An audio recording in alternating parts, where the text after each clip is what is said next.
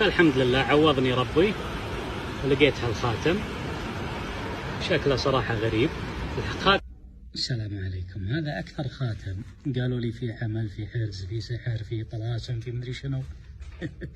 سبحت على طول، جيت هني شوية. صالح قاعد أسجل.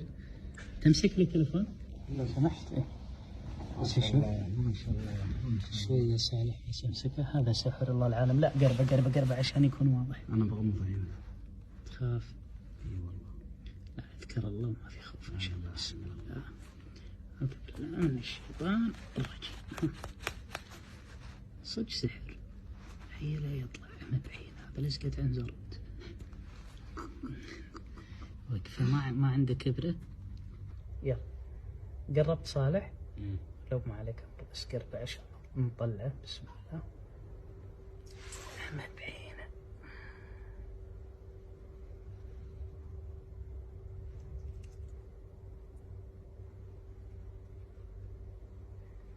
نوزع ونرد نسحبه.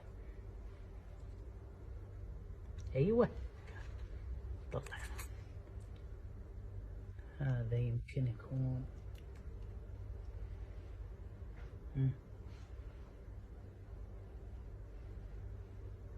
قاعد تشوفه. بسم الله. بسم الله الرحمن الرحيم. خاف. وشنو هذا؟ امحك سالفه. شكله ممسوح. لا لا لا لا كاكا بعد في جفسه.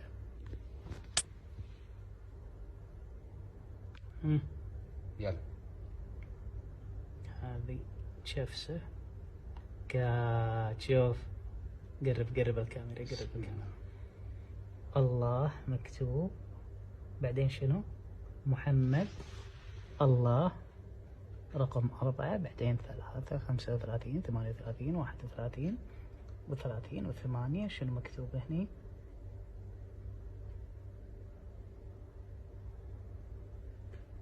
الحمد لله والشكر. والله ما ادري شنو مكتوب. صورت الكتابة صالح عدل عشان نصورها بعدين ونحاول نقراها.